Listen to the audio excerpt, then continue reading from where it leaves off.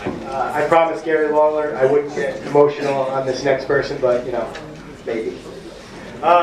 This next person, as far as I'm concerned, needs no introductions, but I'm going to try my best. Already. Ralph DeSantis, to me, was, you know, dad number 2.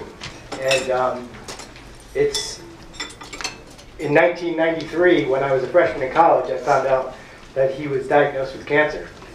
And I knew at that moment what I was going to do with my career. And I also made it an important piece of my life to make sure that his legacy lived on at Bethel High School, no matter where I was. And I will do that for the rest of my career and the rest of my life. He was like a father to many of us in this room. You know, I could look around there. He's impacted, you know, unless you didn't know him, he's impacted everybody. Even if you didn't know him, you know, people talk about him all the time. And, you know, 92 wins over the 80s and early 90s, 43 straight wins in the league. But all that means nothing for what he did for people.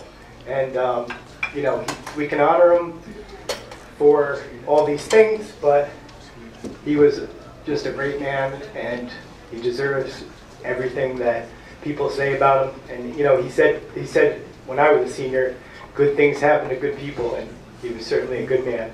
And that being said, Mr. Ralph DeSantis, and tonight, speaking on his behalf is his daughter, Jamie DeSantis.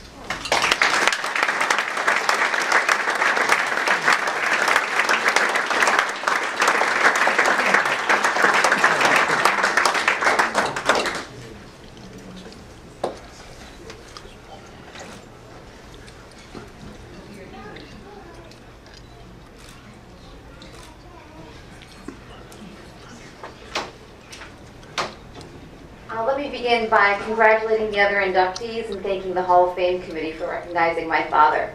My family would also like to extend a special thanks to Chris Troiti, a former player who I remember cheering for on the sidelines, for both organizing the special event and being instrumental in maintaining the Memorial Football Field and keeping his memory alive. It truly means a lot to me and the rest of the family. I spent the first 13 years of my life attending a football game every weekend in the fall. And while I'm embarrassed to admit that my knowledge of the game is limited, what made an impression on me was how important the town of Bethel and Bethel High School were to my father. In many ways, Bethel was a second hometown for our family. While he was not one who saw honors for himself, I know he would have found being a part of this first group of inductees especially meaningful because of the company that he's in.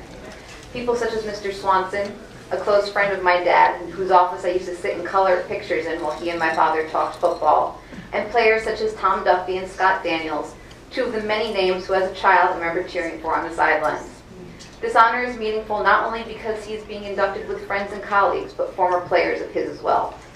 His mantra was deeds, not words, and it is clear that after all of these years, his deeds still speak for themselves. Thank you.